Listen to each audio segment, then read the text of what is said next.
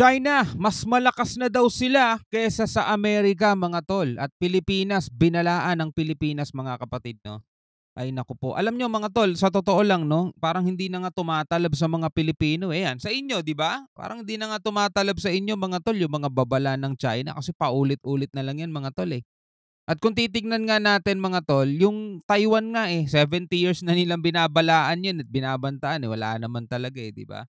So eto mga tol, pinagmamayabang at pinagmamalaki ng China na mas malakas daw sila sa Amerika. Well, let's see. Tignan natin mga tol, panoorin natin tong video to mula kay John Reps. Bigyan natin to ng reaction video. Pero bago natin to simulan, hinihikayat kita, huwag mong kalimutan mag-subscribe kay John Reps. Nakalagay po ang link sa ibaba. At kung bago ka pa lamang dito at trip mo yung mga ganitong klaseng reaction video, commentary, opinion, criticism at kung ano-ano pa, huwag mong kalimutan mag-subscribe. No, at maraming salamat sa mga bago nating tropa, mga bago subscribers natin. Maraming salamat sa inyong lahat mga tol. Alright, so wag na natin patagalin pa. Panoorin na natin to mga tol. But it doesn't really matter. China is more than 200 times stronger than Americans. Ano? China is 200 times stronger than America mga tol. Big statement yan.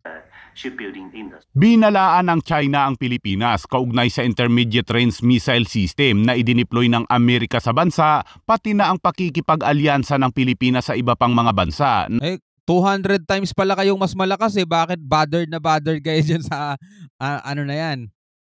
Long range missile na, no? Mid range missile na yan ng US dito sa Pilipinas. Eh di ba 200 times kayong mas malakas? Na sinasabing ang naturang hakbang ay maaaring magdulot ng mga tensyon sa rehiyon at mag-udyok ng arm race. Talaga naman, Ipinadala ng Amerika ang Typhoon missile system nito sa Pilipinas bilang bahagi ng joint military drills noong unang bahagi ng taong ito. Pero ayon sa isang opisyal ng militar ng Pilipinas ay hindi ito pinaputok sa panahon ng pagsasanay. Kaya ang tanong ng China ay bakit nasa Pilipinas pa rin ang nasabing missiles gayong hindi naman ito ginamit at matagal nang tapos ang pagsasanay ng Amerika at Pilipinas. Bakit parang takot na takot kayo kung nandirito sa Pilipinas yan? Magagamit yan ng Pilipinas pandepensa if ever mabaliw kayo bigla, di ba? So, anong pinoproblema ng China? Nung balikatan exercises nga hindi pinuputok tapos ngayon pinapangambahan nilang gagamitin yan sa kanila. Hindi ang gagamitin sa kanila, not unless mga tol sila ang gagawa ng paraan para mapilitan ng Pilipinas at Amerika na gamitin yung mga yan sa kanila, di ba? pa ito kini-question ng China mga kabayan na Tama. tila ba gustong diktahan ng China ang Pilipinas na dapat ibalik na ito sa Amerika? Parang nakakaramdam ata ng takot mga kabayan. Sinabi ni 200 times na mas malakas kaysa sa Amerika. Samantalang isa pa lang yan. Isa pa lang yan, sinasayko na tayo mga tol. Foreign Ministry Wang Yi kay Philippine Foreign Secretary Enrique Manalo sa isang pulong noong Biyernes na ang relasyon ng China at Pilipinas ay nasa sangangdaan na ngayon at ang dialogo at konsultasyon anya ang tamang paraan. Sinabi ni Wang, kayo naman ang may dahilan kung bakit nasa sangandaan tayo eh. Actually, hindi lang relasyon ng China at Pilipinas. Maraming mga bansa ang nasa sangandaan ng relasyon sa China, mga tol. Kasi wala sila sa ayos kausap. O bigyan ko kayo example, mga tol.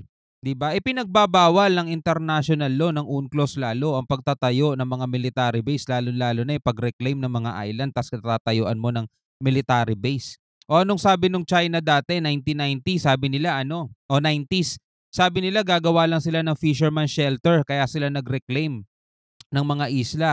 O ngayon, malaman-laman natin mga tol, military base na.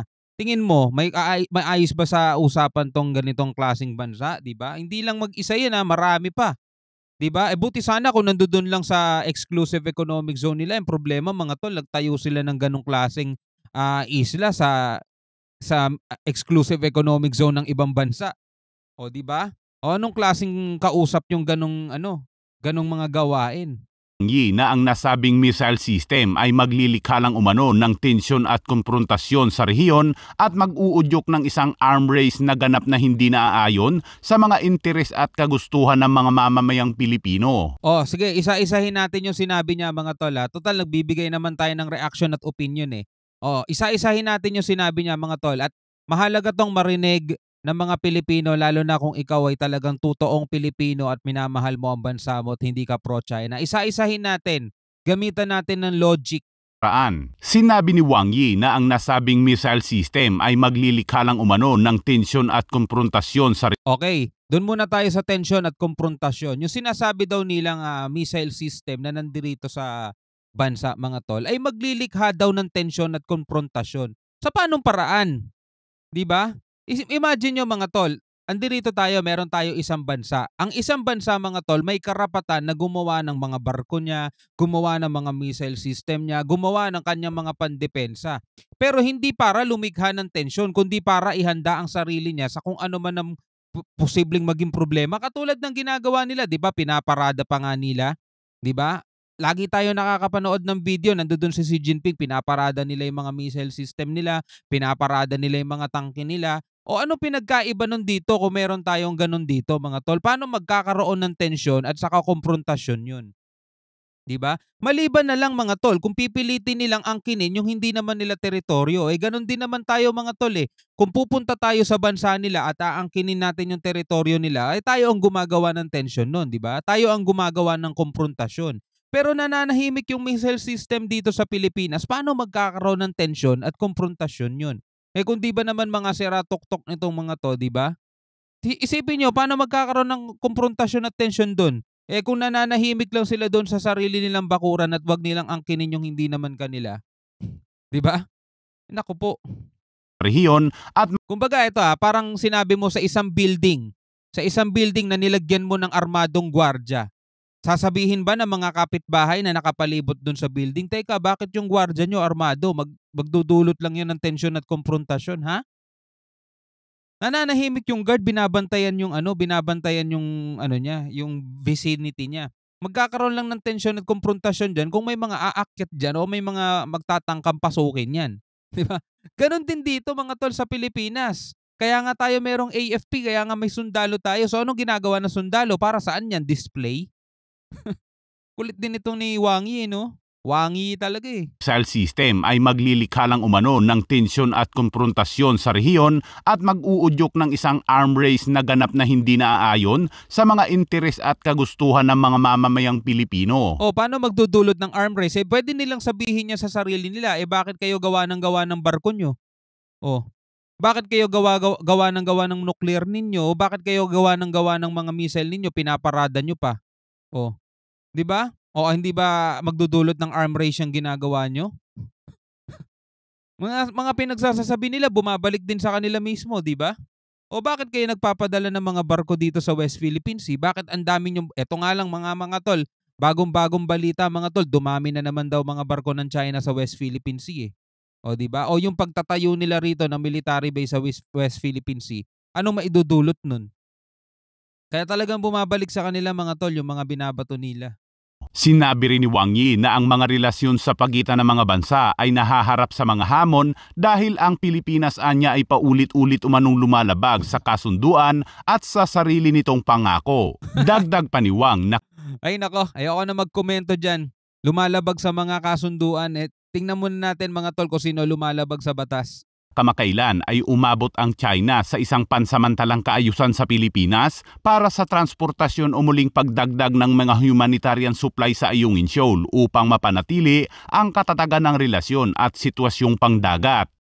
Samantala sa unang pagkakataon ay lumapag sa Clark Air Base sa Pampanga at nag-ikot din sa West Philippine Sea ang 4 na aircraft ng France. 2 dito ay ang Rafale B multi-role fighter jets, isang A400M tactical airlift at isang 330 air tanker. Ito ay bahagi ng isang taunang French Air Force mission na tinatawag na Pegasi 24 na nagpapakita ng kanyang puwersang panghimpapawid at naglalakbay sa mga bansang kaibigan nito upang palalimin ang ugnayan sa depensa. Yung mga ganitong bagay, inaalmahan pa ng China yan, mga tol, kasi ayaw nila na may mga kakampi ang Pilipinas eh. Diba? Lumipad din ang French Air Force para silang mga tugok no? Gusto nila kontrolin ng Pilipinas eh. Sa West Philippine Sea kasama ang grupo ng mga mamamahayag sakay ng isang A400M tactical airlift aircraft upang ipakita ang napakahalagang kakayahan nitong magsagawa ng air refueling. Ang ilang Philippine Air Force personnel naman ay nagkaroon din ng pagkakataon na lumipad sakay ng Rafale fighter aircraft. Wow.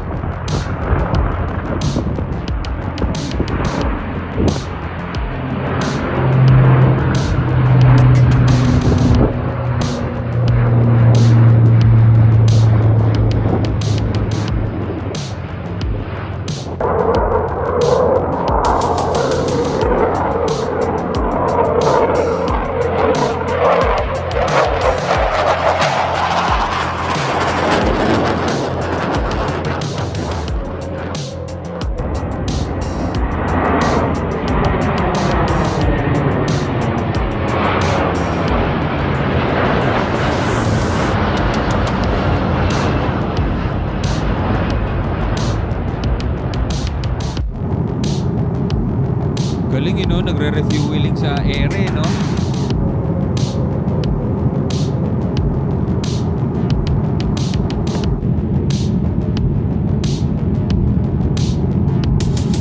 Ayan yan, may magnet.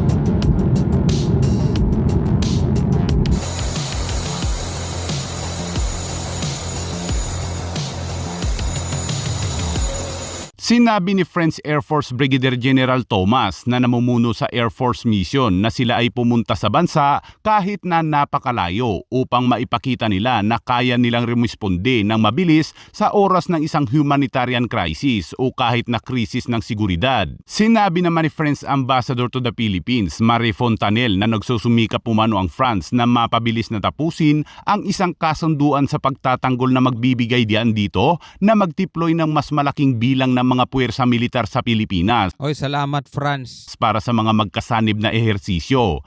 Idinagdag din ni Fontanelle na ang French Air Force mission sa Pilipinas ay hindi idinisenyo upang itarget ang China at hindi naglalayong palakihin ang mga tensyon sa rehiyon. Totoo naman, tama naman yung mga tol. Kasi kahit itong mga bansang to ayaw nilang magkaroon ng ikatlong laban ng pangdaigdig mga tol. Ayaw nila yon. Kasi biruin mo ang ganda, mas maganda siguro kung maganda ang takbo ng ekonomiya. 'Di ba? Nagagawa mo yung gusto mong gawin, nakakapamasyal ka, nakakapagmall ka, ang ganda ng mga pasyalan natin, ang ganda ng mga beach. Isipin mo kung anong itsura niyan kapag nagkakaroon ng labanan, 'di ba? Walang may gusto niyan. Pero syempre mga tol, kailangan nilang magpakita ng kaparehong angas na ipinapakita ng mga bansang ang gusto kaguluhan katulad nitong China, 'di ba? Napakaangas sila. Di kailangan din silang tapatan ng angas para magdalawang isip sila, "Oh, hindi kayo pinakamalakas sa daigdig. Mga made in China nga yung gamit nyo eh." Bukod sa France ay nakipag-usap din ang Pilipinas sa Canada at New Zealand para sa naturang mga pagsasanay at pumirma ito ng katulad na kasunduan sa pagitan ng Japan at Pilipinas noong unang bahagi ng buwang ito. Mariing pinuna ng China ang naturang pagbuo ng alyansa at malaking pagsasanay militar sa Pilipinas. Diba? Puna na naman sila mga tol, puna na naman sila. Ayaw nilang mga tol yung Pilipinas may mga kaalyadong bansa. Lahat ng mga kaalyadong bansa ng Pilipinas o every time na nakikipag-alyansa sa Pilipinas, pinupuna nila mga tol. Bakit probinsya nyo ba kami? Na sinasabing ang Pilipinas ay nakikihalubilo sa mga bansang mula sa labas ng Asya. Sus, ginoong bansa tong China. Anak-anang yan. Nagbabala ang China sa Pilipinas na ang mga pagsasanay sa militar ay maaaring mag-udyok ng komprontasyon at makakasira sa katatagan ng rehiyon. Ako, tigil-tigilan nyo kami, China. Manahimik kayo dyan. Panay ang puna nitong China mga kabayan kahit na sinasabi nito noon na hindi sila takot at mas malakas ang kanilang puwersa kaysa sa Amerika. Oh, di ba? Oh, ayan no. About itself, and China is not panicking. China is not panicking. Pero every time na may kaalyansa tayo, may kaalyado tayong bansa, todo ano sila, todo alma, todo puna. The difference is the US has allies and China doesn't. That is almost true, but it doesn't really matter. China is more than 200 times stronger than American shipbuilding industry. Ayan ang sinasabi, ang US daw ay maraming kaalyansa at ang China ay wala. Diba? O ngayon, hindi sila matutulungan ni Putin. Mga tol, si Putin may sariling problemang kinakaharap eh. O China. It doesn't really matter daw mga tol. Bakit? Kasi ang 200 times daw na mas malakas ang China kaysa sa Amerika. O kaya pala kada pakikipag-alyansa ng Pilipinas, todo alma sila. In terms of capabilities, our ambition is not a secret. Alright mga kapatid, bilang isang Pilipino, ano ang masasabi mo dito sa mga videong napanood natin mula rito kay John Reps? Tingnan nyo ginagawa ng China mga tol ha.